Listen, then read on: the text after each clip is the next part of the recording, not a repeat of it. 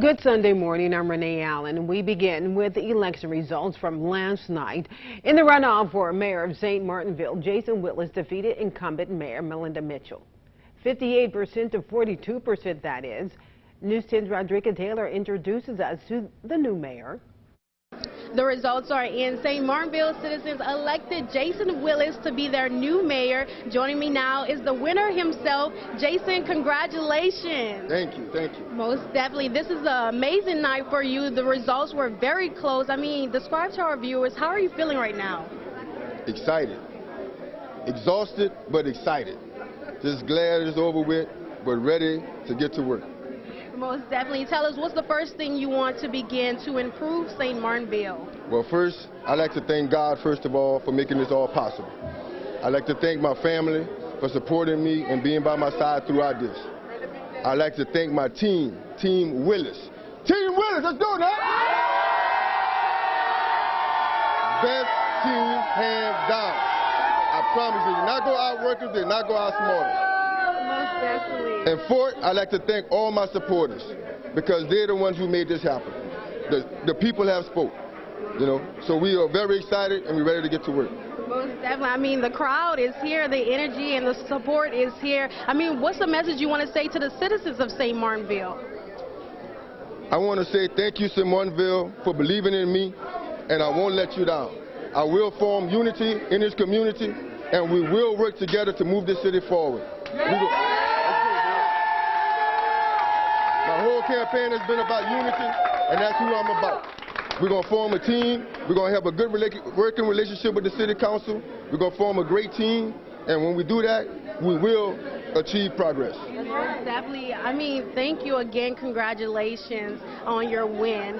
In St. Martinville. I'd like to say one more thing about Go ahead. I'd like to thank Mayor Melinda for running a hard-fought campaign, an honest campaign. Me and her was friends before this, and we're going to continue to be friends after. And in the future, I hope that we can have a good working relationship and do some things together. All right?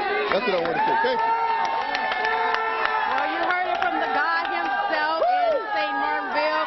Their new mayor, Rodriguez Taylor, Channel 5, News 10. Then St. Martinville Council District 4 Janice Anthony walked away a winner over James Charles by one vote, 219 to 217. Staying in St. Martinville, the District 5 Council seat now belongs to Florida Chapman, 56% to 44%. Voters in St. Martin Parish overwhelmingly voted to renew the District 1 1% tax, 77% to 23%. In the runoff for police chief in the city of Abbeville, it was another close one there. Mike Hardy beat incumbent Chief Bill Spearman, 51% to 49%. In St. Landry Parish, the school board raised in District 5. Bianca Vidal now has that seat. She won 57% to 43%. In Lafayette, the Center Development District 15 meals tax renewal that passed, 71% to 29%.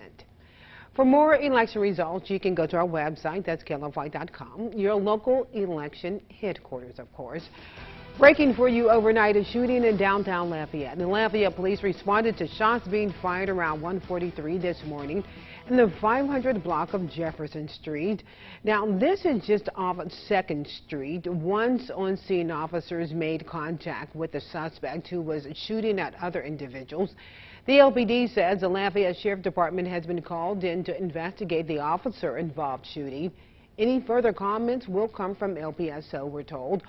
Multiple people were injured and transported to local hospitals. They were treated for non-life-threatening injuries. If anyone has any information regarding this incident, police are asking you to please contact Lafayette Police Department or Lafayette Crime Stoppers at 232-TIPS. In Vermilion Parish, the organization Mothers of Murdered Sons gathered in Abbeville to remember loved ones lost to gun violence. Yesterday, there were several speakers from local officials and pastors who expressed concerns. The founder of the group says she hopes those in attendance left feeling supported. We try to comfort each other and give as much support as we can to each other and for each other, and to make sure our children is never forgotten, to keep their memories alive. In St. Mary Parish, a rally called Put the Guns Down was held in Baldwin. The community came together Saturday with one mission: to stop gun violence. Many families from different cities who lost loved ones to gun violence were there in support. A community prayer was also held, and then a motorcade went through town. The mother and grandmother of a 4-year-old girl killed in Opelousas speaks out for the first time. A 4-year-old and 46-year-old man were killed in that shooting in the 700 block of Mia Street recently.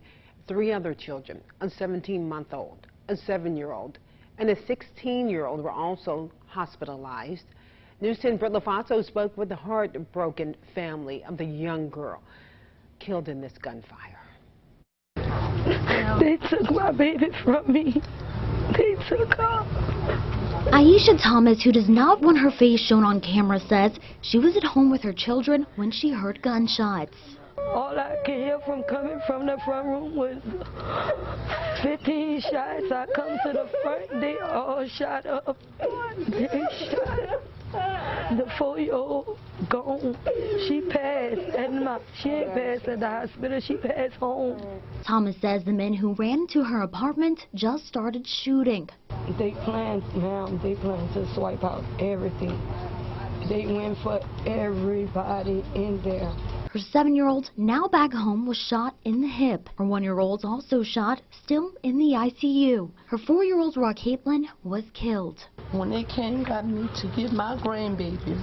My grandbabies was not supposed to be on no sidewalk with nothing covering their body. Rock Caitlin's grandmother says it's the worst pain she's ever experienced. And as her mother and her grandmother, no one was supposed to see nothing like this. Even though Rock Caitlin has passed away, her mother says she still has 5 children and always will. I still have 5. She's still here. No matter what, I'm not going to say for her. She's here. She's here. So in my heart, I have 5. I have 4 that's living, and I have an angel. And such a beautiful little girl. And that was Britt LaFaso reporting.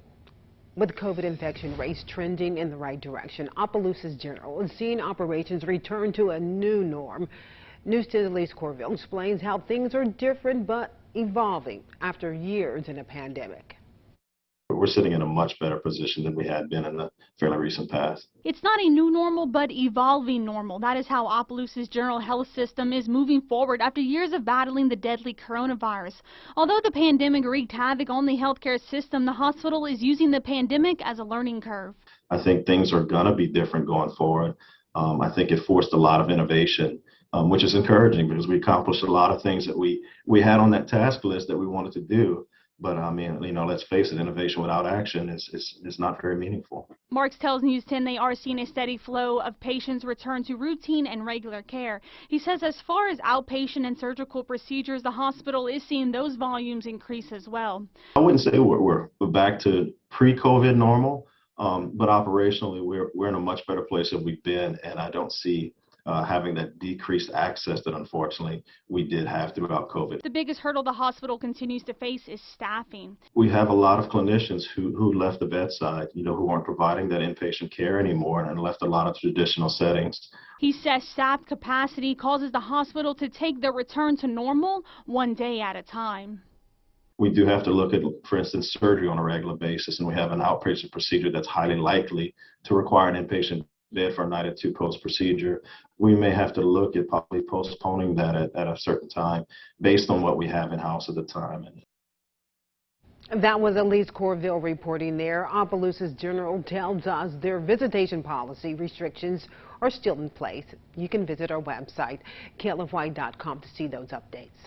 In national news for you this morning, fans are mourning the death of one of country music's most celebrated performers, Naima Judd, has died at the age of 76. Bradley Blackburn takes a look at her extraordinary career.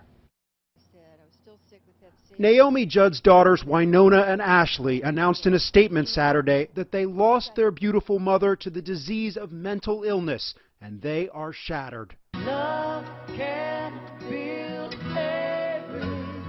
The 76-year-old Grammy Award-winning country music star sang with Wynonna just weeks ago at the CMT Music Awards show, her first award show appearance in decades and her final public performance. In their statement, the Judd sisters said, "We are navigating profound grief and know that as we loved her, she was loved by her public. We are in unknown territory." Born Diana Ellen Judd in Ashland, Kentucky, Naomi was a nurse and single mother when she started singing professionally with her oldest daughter, Wynonna. Over 3 decades, the Judds released 6 studio albums, won 5 Grammy Awards, and 9 Country Music Awards.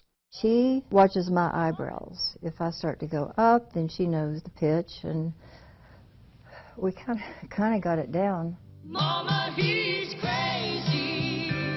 Their first hit was Mama, He's Crazy in 1984. They went on to score 14 #1 songs, including Grandpa and Why Not Me. Why not me? Naomi retired in 1991 after announcing she had hepatitis C. She eventually recovered and made sporadic performances with Wynonna, who launched a solo career.